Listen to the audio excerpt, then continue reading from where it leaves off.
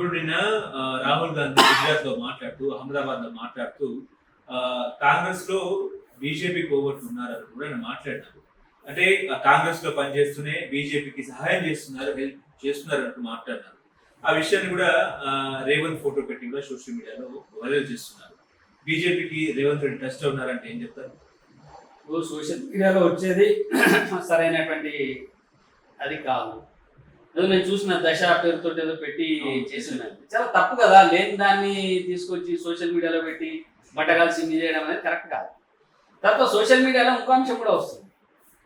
అసలు రాహుల్ గాంధీ వల్లనే బీజేపీ గెలుస్తున్నాయి, రాహుల్ గాంధీ బీజేపీకి ఒక ప్రచార కార్యకర్తగా మారిపోయింది అని చెప్పి కూడా సోషల్ మీడియాలో అనేక అంశాలు వస్తాయి కదా. వాటిని పెద్దగా పరిగణలోకి తీసుకోవాల్సినటువంటి అవసరం లేదు ఒకటి. తర్వాత రాహుల్ గాంధీ ఎట్లా అన్నాడు, గుజరాత్ కాంగ్రెస్ లో బీజేపీ ఏజెంట్ ఉందని ఇప్పుడు కన్ను మూసుకున్నావా? నిన్న కొత్తగా వచ్చి ఎవరైనా చొరబడ్డరా నీ దాంట్లోకి ఇంట్లోకి దొంగలు?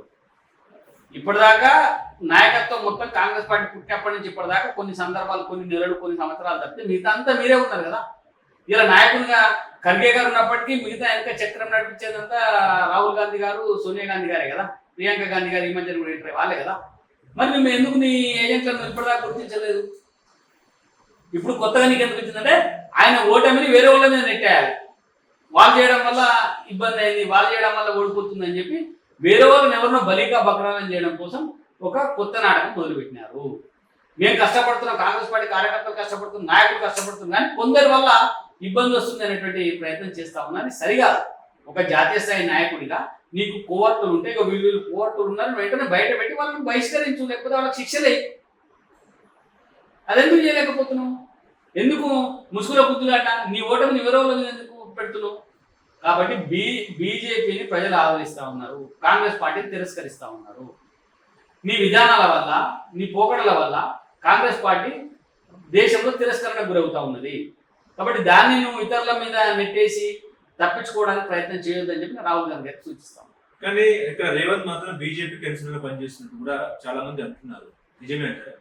ఎట్లా అవుతుందండి? కాంగ్రెస్ పార్టీ ముఖ్యమంత్రి ఆయన రాష్ట్ర రాహుల్ గాంధీ ఆయనకు అపాయింట్మెంట్ ఇస్తలేరు, మోడీ పదే అపాయింట్మెంట్ ఇస్తున్నారు అన్నట్టు. ఒక ముఖ్యమంత్రికి మీరు పశ్చిమ బెంగాల్ మమతా బెనర్జీ బీజేపీకి చాలా వ్యతిరేకంగా పనిచేసేటువంటి, దేశంలో ఎవరైనా కాంగ్రెస్ పార్టీ కంటే కూడా బాగా ఎవరు వ్యతిరేకిస్తారు అంటే మమతా బెనర్జీ వ్యతిరేకిస్తారు. మమతా బెనర్జీ కూడా ఎప్పుడు అడిగితే అప్పుడు మోదీ గారు అపాయింట్మెంట్ ఇస్తున్నారు కదా. స్టాలిన్ మన తమిళనాడు ముఖ్యమంత్రి, ఆయన కూడా బీజేపీని విపరీతంగా వ్యతిరేకిస్తాడు. స్టాలిన్ గారు అడిగితే కూడా మోదీ గారు అపాయింట్మెంట్ ఇస్తారు కదా. అట్లా ఏ ముఖ్యమంత్రి అడిగినా ఒక దేశ ప్రధానమంత్రి గారు అపాయింట్మెంట్ ఇస్తారు. ఆ రాష్ట్ర సమస్యలను వింటారు, అవసరమైన వాటిని పరిష్కరిస్తారు. ఏ మేర నిధులు ఇవ్వాలో ఆ మేర నిధులు ఇస్తారు. కాబట్టి అంత మాత్రాన ఆయన రాహుల్ గాంధీ ఇస్తలేడు, మోదీ ఇస్తున్నాడు అంటే రాహుల్ గాంధీకి ఏం పనులు ఉన్నాడు? రాహుల్ గాంధీ ఎంత బిజీగా ఉన్నాడు, అందుకని ఇవ్వట్లేదు. మనం దాన్ని పెద్దగా ఒకటే పార్టీ ఇంటర్నల్ సమస్య, వాళ్ళకు ఈయన అడుగుతున్నాడో లేదో కూడా మనకు తెలియదు కదా. మనం ఎందుకు ఈయన అడిగినా ఆయన ఇవ్వట్లేదు అనేటువంటి మాటలన్నీ మన ఊరికే సోషల్ మీడియాలో మాట్లాడుకోవడానికి బాగుంటాయి, కానీ వాస్తవాలు ఏమున్నాయో తెలియదు. కాబట్టి ఏ ముఖ్యమంత్రి అడిగినా, టైం అడిగినా ప్రధానమంత్రి గారు ఇస్తారు. ఇది ఒక ప్రధానమంత్రికి ఆ రాష్ట్ర ముఖ్యమంత్రికి మధ్య ఉండేటువంటి సంబంధం తప్ప ఆ పార్టీల మధ్య ఉండేటువంటి సంబంధం కాదు. తెలంగాణకి కొత్త ఇన్ఛార్జ్ వచ్చినారు, మీనాక్షి నటరాజన్. వచ్చిన వెంటనే ఎమ్మెల్సీ తీర్మానం సస్పెండ్ చేసినారు. ఇక నెక్స్ట్ ఎవరైతే అక్కడ ఓటమికి అంటే ఓటమికి కారణమయ్యారో, ఎమ్మెల్సీ ఓటమికి కారణమయ్యారో ఒక మంత్రి పేరు కూడా వినిపిస్తున్న పరిస్థితి, ఆయన కూడా సస్పెండ్ చేస్తారని. ఇదంతా చూస్తే సీఎం కూడా మార్చే అవకాశం కూడా ఉన్నట్టు కూడా వార్తలు వస్తున్నాయి. సీఎం ని మార్చే అవకాశం ఒక సీనియర్ జర్నలిస్ట్ ఏం చెప్తారు? నేను గమనిస్తున్నంత వరకు అయితే ముఖ్యమంత్రిని ఇంత తొందరగా మార్చేటువంటి అవకాశాలు అయితే లేవు. ఎందుకంటే కాంగ్రెస్ పార్టీని చక్కదిద్దుకోవడంలో, పార్టీని ముందుకు తీసుకుపోవడంలో మీనాక్షి నటరాజన్ గారు కొంత కృషి చేస్తుండొచ్చు. కాబట్టి వెంటనే ఈ తప్పులన్నిటికీ ఈయననే బాధ్యుడు కాబట్టి ఈయన మారుస్తారు అనేటువంటి అవకాశం అయితే లేదు. ఎందుకంటే తెలంగాణ ప్రజానీకం కాంగ్రెస్ పార్టీ కొట్లాటను చూసినప్పుడు, గమనించినప్పుడు, ముఖ్యంగా బాగా కాంగ్రెస్ పార్టీలో అప్పుడు పిసిసి అధ్యక్షుడిగా రేవంత్ రెడ్డి గారు పనిచేసారు, బాగా కొట్లాడారు, పార్టీని అధికారంలోకి తెచ్చిండ్రు అనేటువంటి వాదనతోనే ఉన్నారు. పిసిసి అధ్యక్షునిగా వచ్చినప్పుడు కూడా చాలా మంది ఆయన వ్యతిరేకించారు, ఆయన వ్యతిరేకంగా చాలా లాబింగ్ నడిపారు. కానీ ఆయన పిసిసి అధ్యక్షుడిగా కొనసాగారు. ముఖ్యమంత్రి ఇచ్చేటప్పుడు కూడా ఆయన వ్యతిరేకంగా చాలా పెద్ద ఎత్తున లాబింగ్ జరిపిండ్రు, ఆయనకు రావద్దు అని చెప్పి పెద్ద ఎత్తున పట్టుబట్టారు. అయినా ఆయనకు ముఖ్యమంత్రి స్థానం ఇచ్చింది. ఎవరైతే వ్యతిరేకిస్తుండ్రో వాళ్ళ కుటుంబపరమైనటువంటి లేకపోతే వాళ్ళ సొంత ఇంట్రెస్ట్ అని కాపాడడంలో ఏఐసిసి వాళ్ళకు పూర్తి స్వేచ్ఛ ఇస్తుంది. చిన్న ఉదాహరణ జానారెడ్డి గారు, ఆయన ఇద్దరు కొడుకుల్ని అకామిడేట్ చేసిన, ఒకరు ఎంపీ అయినారు, ఒకరు ఎమ్మెల్యే. కోమటిరెడ్డి వెంకటరెడ్డి గారు, ఆయనకు 2 పదవులు ఇచ్చిండ్రు, తమ్ముడికి ఆయనకి ఇచ్చిన, ఆయన మంత్రి పదవి ఇచ్చిండ్రు, వాళ్ళని సాటిస్ఫై చేశారు. ఉత్తమ్ కుమార్ రెడ్డి గారు, ఆయన భార్యకు ఆయనకు ఇచ్చిండ్రు, ఆయనను సాటిస్ఫై చేశారు. అంటే ఎవరైతే రేవంత్ రెడ్డిని బాగా వ్యతిరేకించారో వాళ్ళ కుటుంబానికి ఏ రకంగా ఇబ్బందులు లేకుండా వాళ్ళ కుటుంబాలు సాటిస్ఫై ఉండేటట్లా ఏఐసిసి చర్యలు తీసుకుంది. కాబట్టి ఇప్పుడు ఈయన మార్చుకోవడానికి పెడతారు అనేటువంటి మాట ఏదైతే బాగా వినిపిస్తుందో అది కొంత ఈ కొద్ది రోజుల్లోనో లేకపోతే ఇంకో సంవత్సరంలో జరిగేటువంటి అవకాశాలు అయితే కనబడతారు. ఏఐసిసి కొంతకాలం రేవంత్ రెడ్డి గారిని కొనసాగించేటువంటి అవకాశాలు ఎక్కువ కనబడతాయి. ఇప్పుడు బీజేపీ ఇన్ఛార్జ్ సునీల్ బన్సల్, ఇటు మీనాక్షి నటరాజన్ మధ్య మనం ఎట్లా అంటే డిఫరెన్సెస్ ఏం చూడొచ్చు? మీనాక్షి నటరాజన్కి సునీల్ బన్సల్కి మధ్యన అసలు పోలికే లేదు. ఆమె కాంగ్రెస్ పార్టీ నాయకురాలు, ఈయన భారతీయ జనతా పార్టీ నాయకులు. ఆయన ఈమె వచ్చిన వెంటనే సస్పెండ్ చేస్తున్న పరిస్థితి. సస్పెన్షన్ అనేది ఏ పార్టీలోనే ఉంటుంది. ఇప్పుడు సస్పెన్షన్ అనేది ఎందుకు చేస్తున్నారు, ఎట్లా చేస్తున్నారు అని అంటే మళ్ళీ అది వేరే కాదు. ఇప్పుడు చాలా మంది ఏం చెప్తుండ్రు, తీన్మర్మాలన్న సస్పెన్షన్ వెనుక రేవంత్ రెడ్డి గారే ఉన్నారు. రేవంత్ రెడ్డి గారే ఇప్పటికీ సస్పెండ్ అయినా కూడా తీన్మర్మాలన్నకు ఎక్కువ లిఫ్ట్ ఇస్తా ఉన్నాడు, ఆయన ద్వారానే కార్యక్రమాలు జరుగుతున్నాయి అనేటువంటి వాదన కూడా వినవస్తుంది, మన పత్రికల్లో చూస్తున్నాం కదా. కాబట్టి అంతర్గతంగా ఎందుకు ఆ వాదన వస్తుంది అంటే ఒక స్పేస్ ఏదైతే ప్రభుత్వానికి వ్యతిరేకంగా ఒక గ్యాప్ ఉందో ఆ గ్యాప్ను మనంతోనే ఫిలప్ చేస్తారు. ఇప్పుడు బీసీలలో వ్యతిరేకత వచ్చిందనుకో, అందరూ తీర్మానాలన్న వెంటనే ర్యాలీ అయితే రేపు తీర్మానాలన్న మళ్ళీ కాంగ్రెస్ పార్టీకి మద్దతు చేస్తాడు. కాబట్టి ఈ ఇబ్బంది లేకుండా ఉంటుంది అనేటువంటి ఒక అంశాన్ని పరిగణలోకి తీసుకుని తీర్మానాలను పక్క పెట్టి చేసాడుతున్నారు అని చెప్పి అనిపిస్తా ఉంది. అది నిజము అబద్ధం అనేది తర్వాత అంశం. ఈ రకంగా కనబడతా ఉంది. బీజేపీ ఉందని చెప్తున్నారు. నేను అదే కాబట్టి మీనాక్షి నటరాజన్ గారు వచ్చి రాగానే సస్పెండ్ చేసినారు అంటే కాకతాళీయమే. అంతకుముందు ఆయన మీద క్రమశిక్షణ కమిటీకి లెటర్ రాశారు, క్రమశిక్షణ కమిటీ కూర్చున్నది, దాని తర్వాత తాత్కాలికంగా జరిగి పక్కకు పెట్టినాయి. కాబట్టి అది వేరు. తర్వాత బీజేపీకి తీర్మానాలను సపోర్ట్ చేయాల్సినటువంటి అవసరం లేదు. ఎందుకంటే Bharatiya Janata Party it self బీసీల నాయకత్వంలో నడుస్తున్నటువంటి పార్టీ. బండి సంజయ్ గారు కానీ, లక్ష్మణ్ గారు కానీ, లేకపోతే అరవింద్ గారు కానీ, ఇప్పుడు మా దత్తాత్రేయ గారిని ఇప్పుడు గవర్నర్గా ముందరికి తీసుకుపోతా ఉన్నది. దాదాపు 7-8 సంవత్సరాల నుంచి ఆయన గవర్నర్గా చేస్తూ ఉన్నాడు. అంటే బీసీలకు సరైనటువంటి ప్రాతినిధ్యం ఇచ్చినటువంటి పార్టీగా భారతీయ జనతా పార్టీ ఉన్నది కదా. ఈటల రాజేందర్ గారు ఉన్నారు, బండి సంజయ్ గారు ఉన్నారు, డాక్టర్ లక్ష్మణ్ గారు ఉన్నారు, ధర్మపురి అరవింద్ గారు ఉన్నారు. ఇట్లా చూసుకుంటా పోతే ఒక బలమైన నాయకత్వం బీజేపీలో ఉన్నది. ఇంకా బయట కూడా బీజేపీని కావాలనుకునేటువంటి బీసీ నాయకులు చాలా మంది ఉన్నారు. ఆర్ కృష్ణయ్య లాంటి వాళ్ళు భారతీయ జనతా పార్టీలో చేరి ఇలా పనిచేస్తూ ఉన్నారు. కాబట్టి ప్రత్యేకంగా ఇంకో బీసీ నాయకుడిని ప్రమోట్ చేయాల్సినటువంటి అవసరం భారతీయ జనతా పార్టీకి లేదు. బీసీలు రెచ్చగొడుతున్నారు బీజేపీనే, ఎస్సీలను రెచ్చగొడుతుంది బీజేపీనే, మధుకృష్ణ మాదిగంతో కూడా ఉన్నది బీజేపీ అని చెప్పి చేస్తాం. నిజమేనా? నువ్వు రెచ్చగొడుతున్నది అంటే ఎవరు రెచ్చగొడతారు, ఎందుకు రెచ్చగొడతారు? బీసీలను బీజేపీ రెచ్చగొట్టాల్సినటువంటి అవసరం. బీజేపీలో మున్నూరు కాపు ఉన్న నాయకుడిని సీఎం చేయడానికి తీర్మానం వలన బయటకు వచ్చేసాడు అనేది కాంగ్రెస్ పార్టీ వాళ్ళు. నిజమేనా?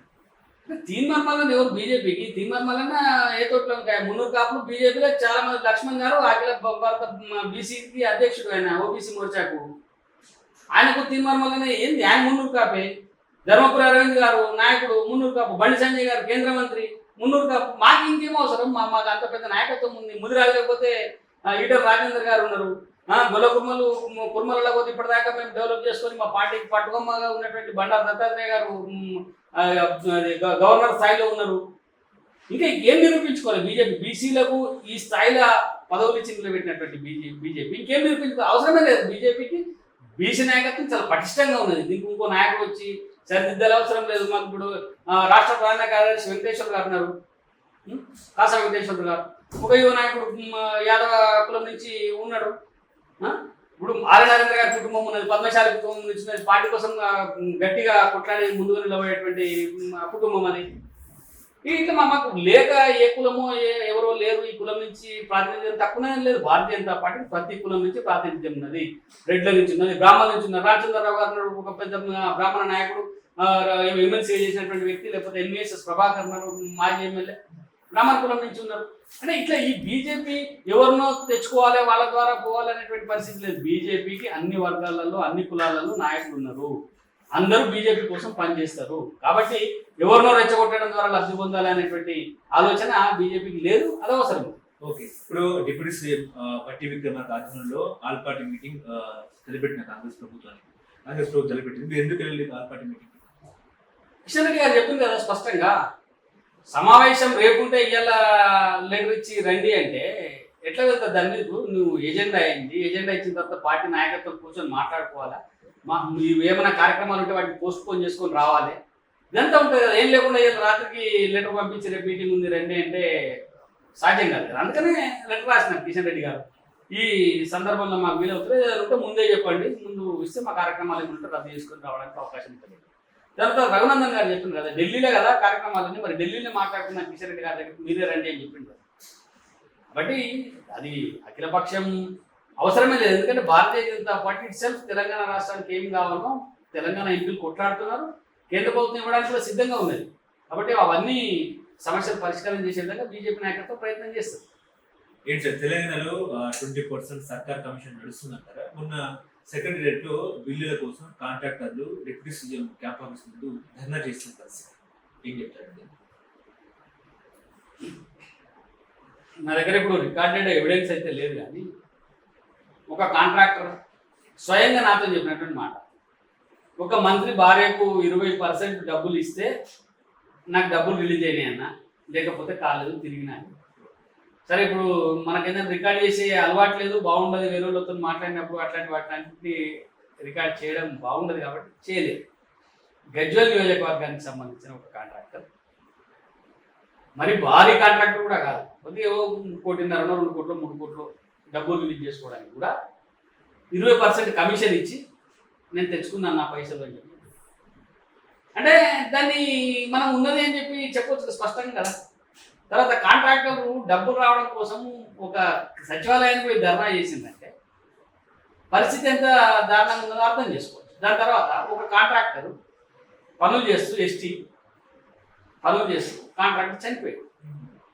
అంటే అనారోగ్య కారణాలు అని చెప్పి ఆయనకు 1.5 కోట్లు 2 కోట్లు ఆదిలాబాద్ జిల్లాకు సంబంధించినట్టు ఒక కాంట్రాక్టర్కి డబ్బులు రావాలి.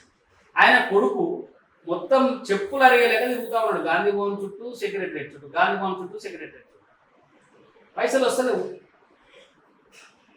ఇవన్నీ చెప్పుకోవాలి, డబ్బులు ఇవ్వాలి. అసలే తండ్రి చనిపోయిన బాధలో ఉన్నాడు, పనులు చేసి పెట్టిండ్రు, వేరే వాళ్ళకి పనులు ఇవ్వాలా, ప్రభుత్వం నుంచి రావాల్సినటువంటి నిధులు రావాలా, ఫండ్స్ శాంక్షన్ అయినాయి, డబ్బులు ఇస్తలేరు.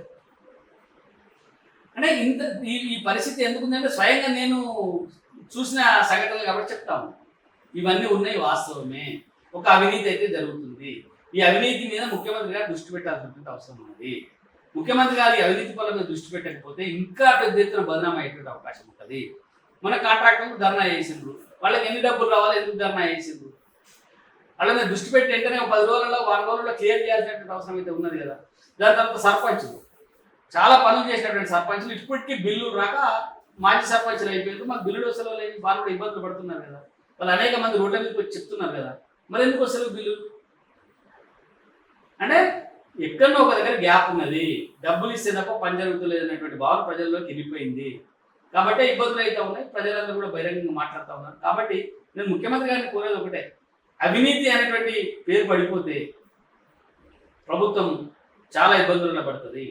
కాబట్టి అవినీతి పనుల మీద ఇప్పటికైనా మీరు దృష్టి సారించి మీరు చర్యలు తీసుకోవాల్సినటువంటి అవసరం ఉన్నది. సరే, మీ కుటుంబ సభ్యులు అవినీతి పాల్పడుతున్నారు అని అంటే వాళ్ళని కూడా దారిలో పెట్టాల్సినటువంటి అవసరం ముఖ్యమంత్రి గారికి ఉంటుంది.